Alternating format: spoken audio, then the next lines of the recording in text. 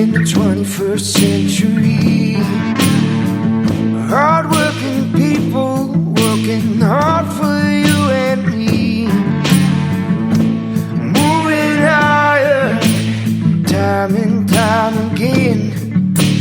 Through the years you'll find us here. Moving higher. Hello and welcome to Moving Iron Podcast number 175. This week I have Zach Heiner from Sullivan Auctions as well as Aaron Fennell from 21st Century Equipment on. And really I just wanted to have a conversation with all this coronavirus stuff going on. Two different guys in the equipment business, and they do two different things. So there's kind of get their feedback on what's going on out there in the marketplace, as well as kind of what the temperature of the folks are out there. So Aaron and Zach, how you guys doing? Good, Casey. Good deal. Okay, well, here, I'll tell you what. Aaron, let's start with you first. Working the dealer side of the business, the internet business, the dealer-to-dealer business, the jockey business, those kind of things that you see out there. What's the temperature of the folks out there right now? And I guess, have you noticed anything different? Is it the same? I mean, I guess, what's your temperature for what's going on out there? Oh, I'd say it slowed up a little bit simply because of markets. You know, I don't think the virus, it's the Armageddon of the virus is having a hell of a lot of impact on anything, you know, pretty much in the day-to-day world as far as what I see. But the market reactions to what's going on, that's really been the kicker, because that's got everybody kind of down in the mouth. But, you know, I have sold quite a bit of machinery here this month. Still, you know, some special deals and that kind of stuff. If it's a deal, it's still moving. But, you know, there's tripping over my tongue here. I apologize. What I'm trying to say is, if it's a random old thing and the market's the way they are, you know, best of luck to you. Right. But if it's something kind of unique or kind of a special deal, you know, that stuff still seems to be moving. So it's without generalizing too much, it's a little bit of status quo right now. Yeah. So you don't feel like there's, I mean, like you said, it was off a little bit, but you don't feel like there's a big, I mean, obviously when corn got to 332 on whatever that was, Tuesday or Wednesday, I'm sure that was an overly busy day for you. But you still feel like the same deals you've been working are still viable? Yeah, I would say for the most part. It's probably a little down on amount of deals, but, you know, stuff is still selling. So Right. Okay. All right, Zach, so let's bounce over and talk to you a little bit. Okay, so the auction season, this is one of those times of the year where auctions are kind of tapering off a little bit, but there's still a few of those big ones that kind of hit around this time of the year just for the sheer fact of, trying to hit that pre-planning season and those kind of things here. I guess talk about what's happened in the auction marketplace and what do you see, as far as Sullivan auctioneers go? Yeah, you kind of hit it there, Casey. I mean, I kind of look at it just like Aaron said, you know, the coronavirus thing is not probably the negative on it as much as the markets. But, you know, we look at these late March sales when we get into here. Of course, when we start booking sales, you know, and usually the fall sales start usually, you know, August, September. Guys are calling for those late November, December dates. You know, it seems like we just had a big run all winter long, and we had some guys that I think normally just think that they can call and have a sale in 45 days. And, you know, here we are sitting with late January, February completely booked and got some of these sales pushed into later March. But back to what we were just saying there, you know, if you're going into late March and you got this equipment and guys are still going to plant a crop, and if they haven't done nothing yet, that's going to motivate their purchase a lot more than, you know, them being worried about this virus. And that's kind of what we've been seeing here with some of this equipment here late in the year. But we started there, you know, a couple weeks ago when you started hearing more and more about it was, you know, probably when we was out there in Imperial and did the sale there for 21st Century and the Western State Banks and had some stuff there on your guys' lot. that was the first time I tell you that I really started zoning in, paying attention to it. And when you're out there in that cattle country, I think 2-3 days in a row there, cattle were limit down. Right. Yeah. A lot of people was driving through the lot and was talking about it, and it was just more the market than the the scare of the virus. But the virus was causing that market. So, but March 16th here we had that sale for Thurman Harvesting, well-known custom harvester. They're in Kiowa, Kansas, right there in south central Kansas, right on the Oklahoma border. And that harvester world is just a completely different world from your Midwestern row crop or just your normal thing. And we got into that, back in 15 at South Forks, and you kind of learn them guys think a little different than your normal. They're not storing grain in the bins, and they're not doing this. They harvest a crop every year, and they got the same amount of acres to cut. So their thoughts a little different. But we had that sale March 16th there for Thurman Harvesting, and the end result, the final sale price, I don't think was affected at all. But the I'm gonna say the excitement was out of it a little bit. Dan really, really had to work that day. Fennel, we always joke about the no speeches. He had to give a lot of speeches that day, and people were just a little bit slower on their bidding, and their hands just weren't jumping out of their pockets. But I just think they had a lot going on in their mind. But like I said, at the end of the day, those harvesters knew they still had the acres to harvest, and the crop's still going to get planted. And then you get to those some of those items that Fennel was talking about just a minute ago. You get into Peterbilt trucks. He had some really nice 379 Peterbilt trucks, and then that's just the demand really comes back. That makes the speech a little shorter. Yep. No, absolutely. So I guess the other question that I would ask, and both of you just chime in here on whatever, maybe Aaron, you can go first, but the conversations that you're having with guys out there. So I know one of the biggest things that we're faced with right now is when you look at what they deem to be a vital industry and what's not a vital industry is, agriculture is one of those things. So everything that supports agriculture is going to be part of that. So that's going to be, as far as shutting stuff down goes, right? So that's, all the dealerships, all the technicians, all the, parts warehouses, those kind of things are all going to stay up and running as long as they possibly can, however they can keep things going. Because as far as the United States goes, North America for that matter, this thing couldn't have happened at a worse time. I mean, everyone in North America, or in Northern Hemisphere for that matter, is trying to plant a crop right now, and everyone's struggling to get things going. So I guess, Aaron, the folks that you've talked to across the internet, have any of them said, like, I don't know how I'm going to get parts during this time or whatever else? Because obviously every single dealership in North America is going to be open there, unless they just completely get ravished by the coronavirus or whatever it is. But no one's shutting down. They can't. This is the busiest time of the year, and they have to support everybody that's out there. So I guess, have you had any conversations like that with anyone on the internet, or that you've called, like, end user type folks that have expressed that kind of concern? Not so much, Casey. And I think the reason that hasn't come up is because,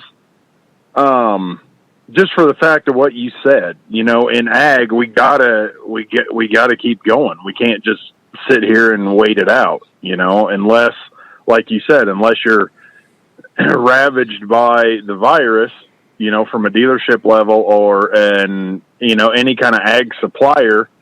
It's, business as usual.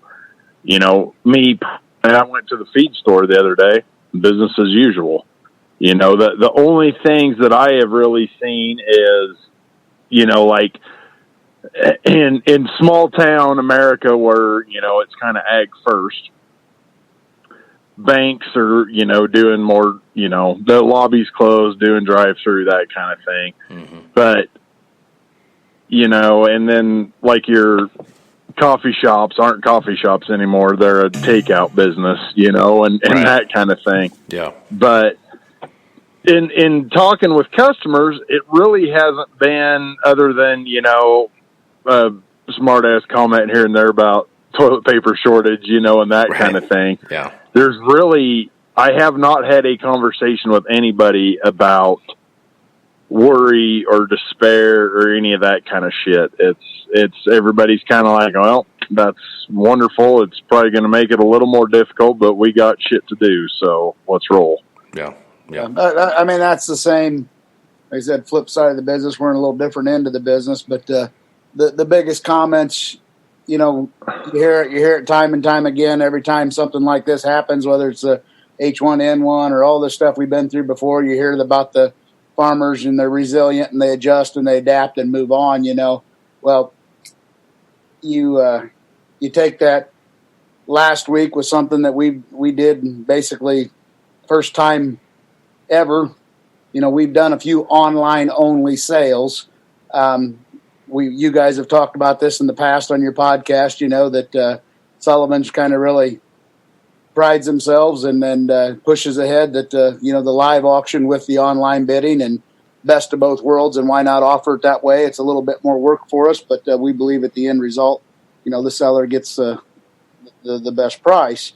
But when we rolled out of Kansas there, I dropped Dan off at the airport, and they were kind of on hold and standby, talking with the higher ups to be in the government and county officials and all that. And then the sale that they had on the 17th down there in Southern Illinois, I believe got called off, and they basically had to roll that thing into online only. They did the wholesale online only. Dan and Matt and Luke and the boys and me, and we all discussed it, and we decided that we was going to do the virtual part of it, where Dan still chanted it, just not the clicking the button, bidding on the computer end of it, where you could still hear Dan, he could still interact, he could still give his speeches, as Fennel and I laugh about, and kind of personalize it a little bit.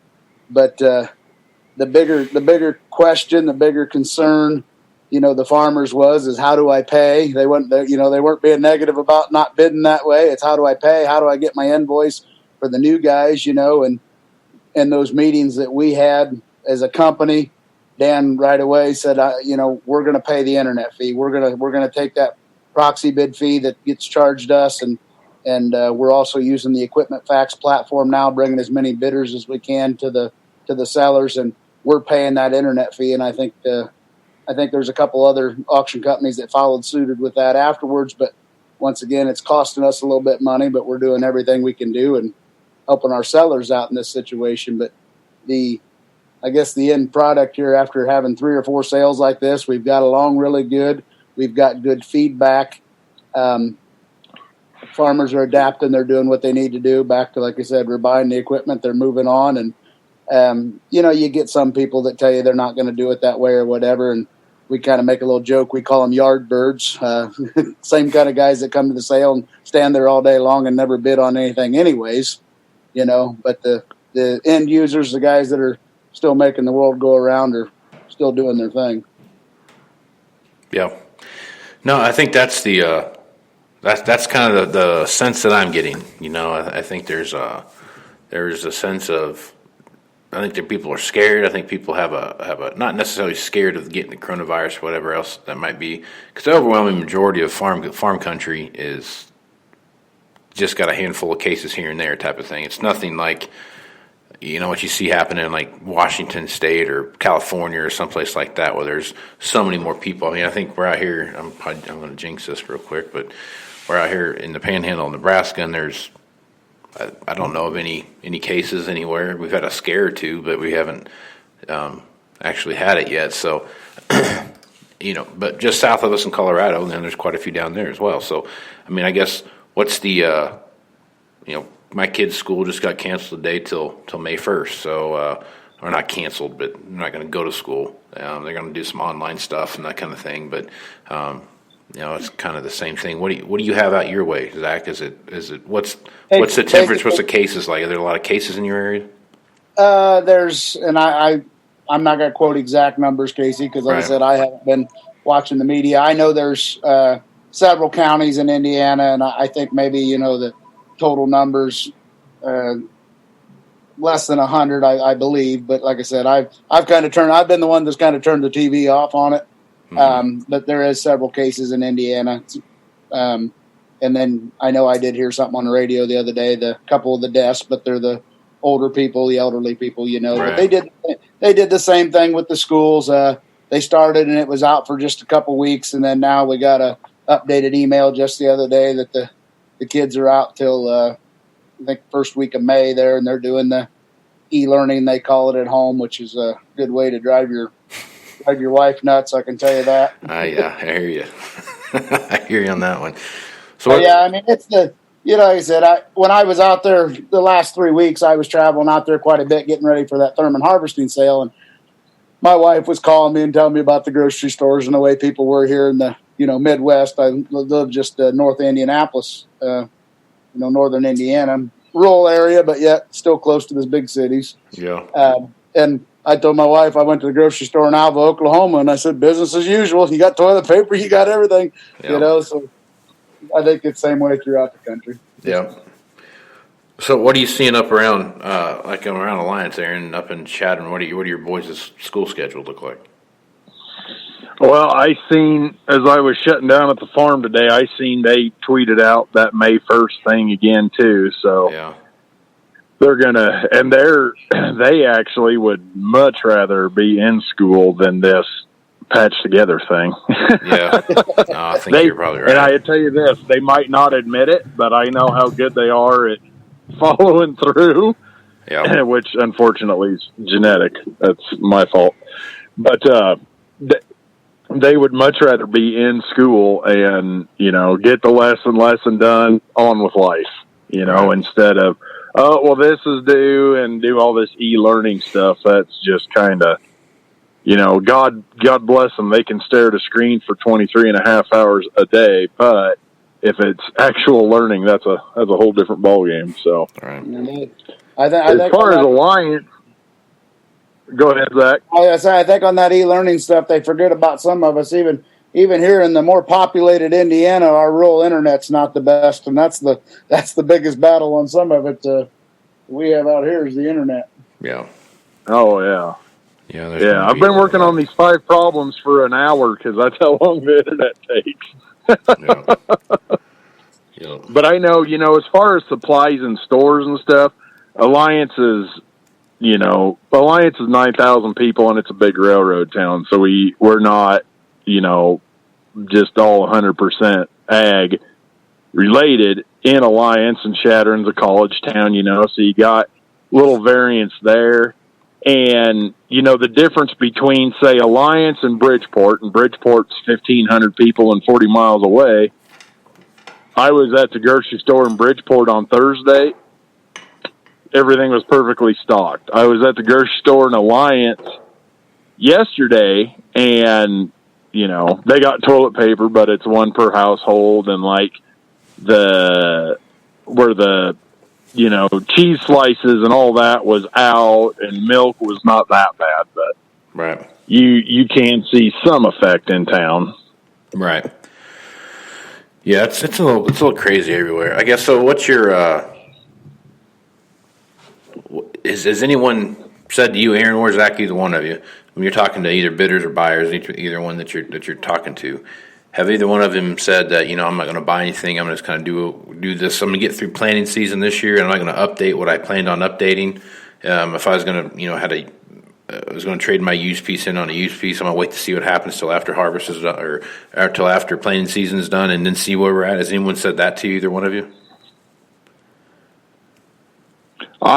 In my world, I haven't really seen that because I sold 3 tractors in the last week that are all, yep, I'll do that, and I need it tomorrow, type of scenario. So it's, check with this shop, check with this shop, check with this shop, get it moved to who can do it right, do it fastest, all of that. So what I've experienced, at least in March anyway, is the opposite. There is, if they, again, Casey, it's kind of the special deal thing, but they're buying for right now, Right. Of those 3 tractors, I know 2 of them are planting tractors.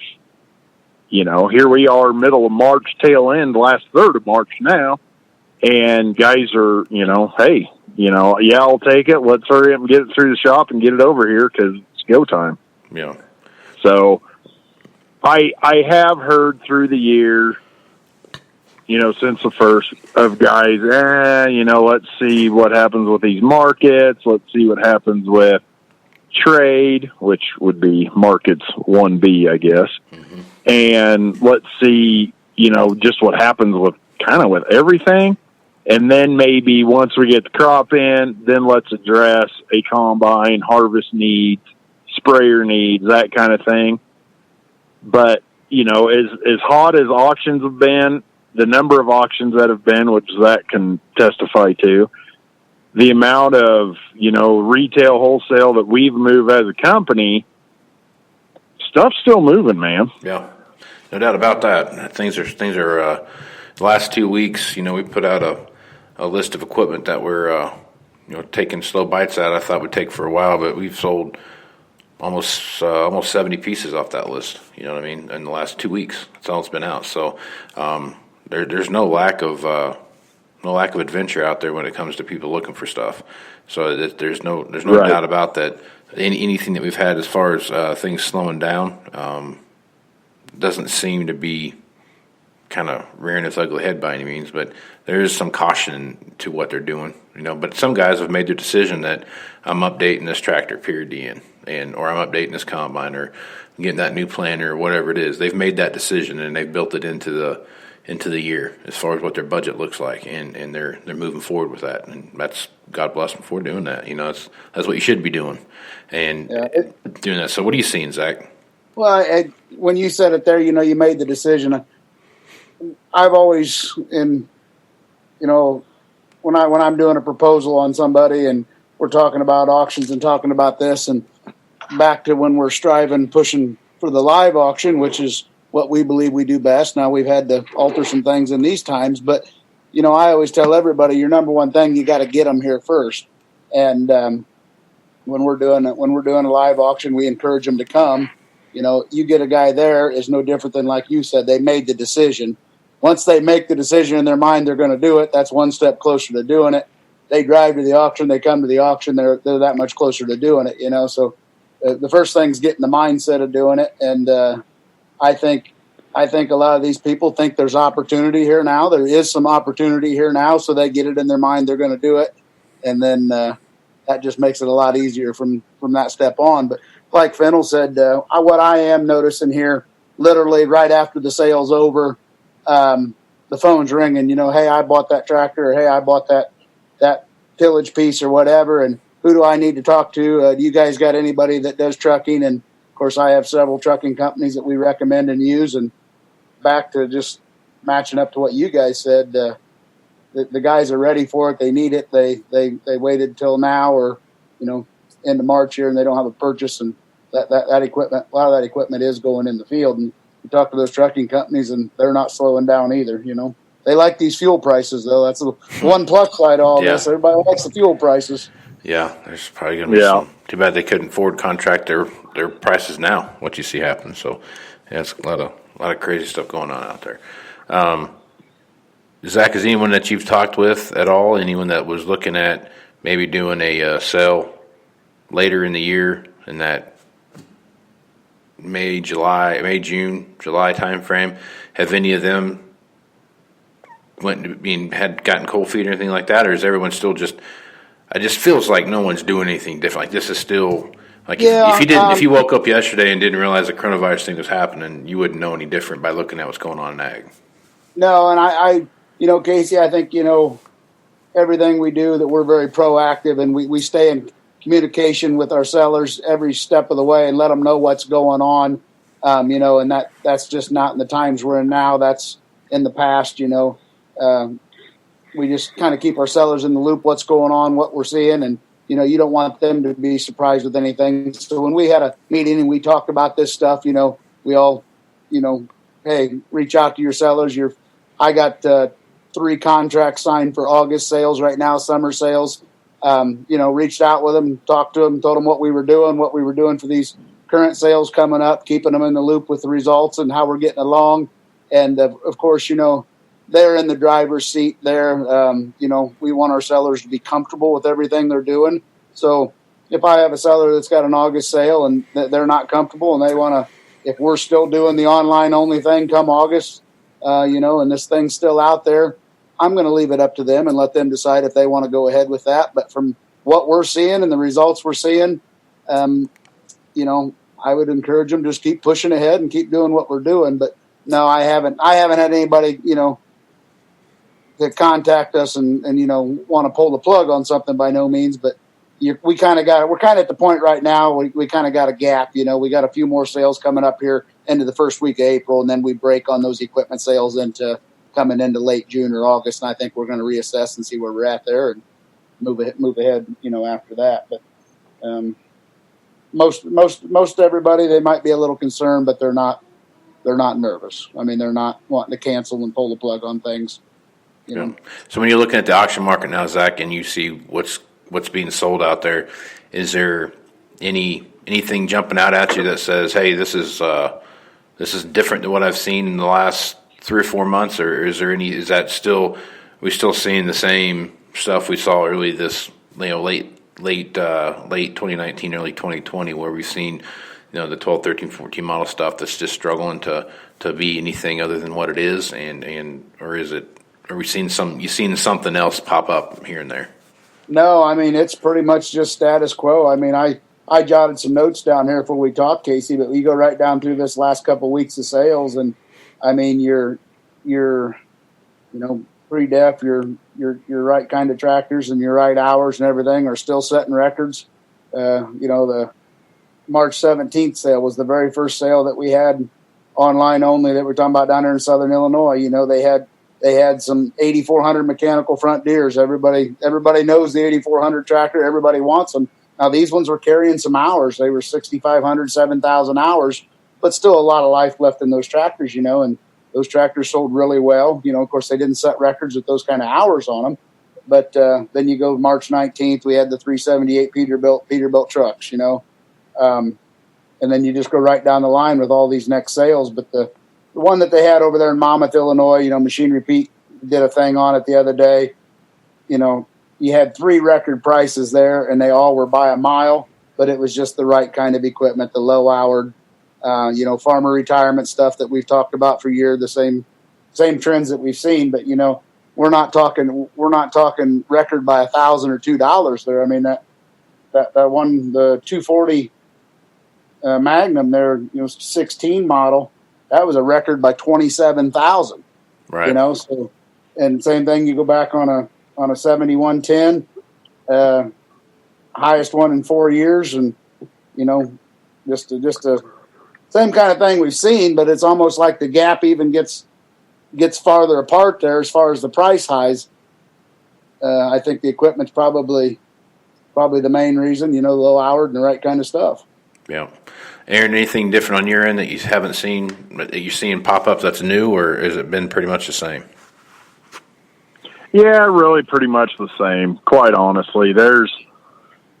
I can't think of anything that jumps out at me that's, wow, that's odd that these are kind of taking off, or, your typical things that are a pain in the ass are still a pain in the ass. So it's hoping Zach, talking about them record auction prices, I'm still holding out hope they can get that done on 12, 13, 14 S-Series combines. Really looking 2,500 hours on them? Yep. Preferably, as long as they're over 2,000 engine. Yeah, good luck with that one. Yeah. It's kind of like we could just hit rewind every time we talk about it. That's the same subject that comes up, doesn't it? Yeah, unfortunately. Exactly. Yeah, that's the Achilles heel of this market right now. It's the thing about those machines is that they are. It's just everyone's trading them in. They're just everyone's got one, and we're trying to work our way through them. And those that don't have them want to jump over that and get the maybe a 16 or a 17 or something like that. So it's just well, that was we go back to the talk of the the crowds and what the public, when we go back to that harvester sale we was at there, I like dealing with those guys. I just, they're very realistic. They know what their stuff's worth. They know what they're willing to give, kind of, right to the point. But what I just kept hearing over and over again was this, from those guys, that are buying multiple numbers of combines a year, is just what it costs them to own a combine a year, and then what their used one's worth. And that's back to what we're talking about here with these, several-year-old combines with 2,000 hours on them. And how do we get over that hurdle?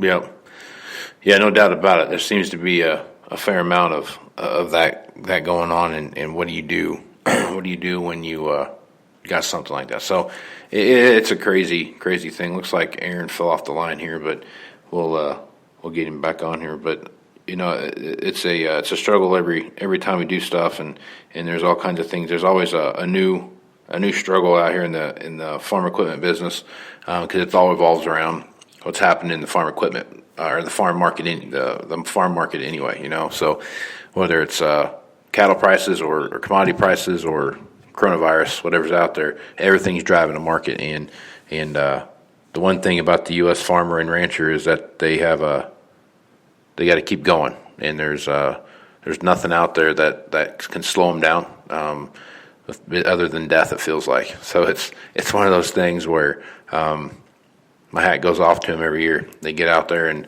no matter what happens, they plant a crop and they raise a cow herd or pigs, or in Aaron's case, sheep, or whatever it might be. So it's a grind, and we're lucky as Americans to have the food source that we have, and the infrastructure that we have to move stuff around from ports, from A to B, and to different ports, and get stuff to the grocery store, because there's a lot of places on the planet where that's not that way. So God bless the American farmer and rancher for what they do every day. So, Zach, you have anything you want to throw out there before we close this down?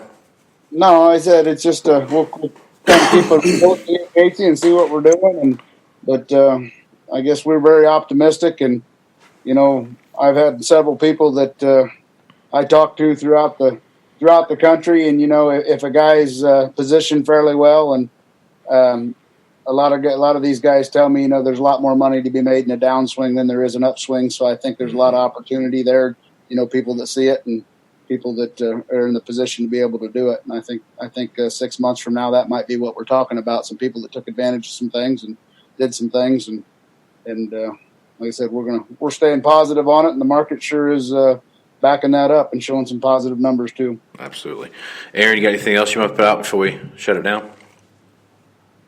Not that I can think of. Just okay. Everybody wash your damn hands and practice your social distancing and buy machinery from me. That'll fix everything right there. Right on. All right, Zach, so if folks want to reach out to you about booking a sale or just getting some information about upcoming sales, what's the best way to do that? You go to Sullivan Auctioneers website, or my email is just Zach, Z-A-C-H, at sullivanauctioneers.com. Right on. And Aaron, if folks want to see some crazy deals or whatever you got cooking out there, what's the best way to do that? Pretty active on the Twitterverse at Aaron Fintel, and call me, text me, 308-760-1193. Right on. You can find me at Moving Iron LLC, Facebook, Twitter, and Instagram. Check out movingironllc.com for the latest information. I just put a blog post out here over the weekend, and so check that out. I'll probably have another one coming out here pretty soon on this very topic right here, just to kind of calm some nerves. It's a crazy time, and it feels like there's some craziness out there but like I said, like we've talked about here, there's nothing different about what from 30 days ago compared to what we see now. So, and I anticipate it staying that way through this whole crisis. So, make sure you check out Global Ag Network as well, and all the other podcasters out there on that network. And for Zach Heiner and Aaron Fennell, I'm Casey Seymour. Let's go with some iron, folks. Out. Moving higher in the 21st century. Hard-working people working hard for you and me. Moving higher, time and time again. Through the years you'll find us here.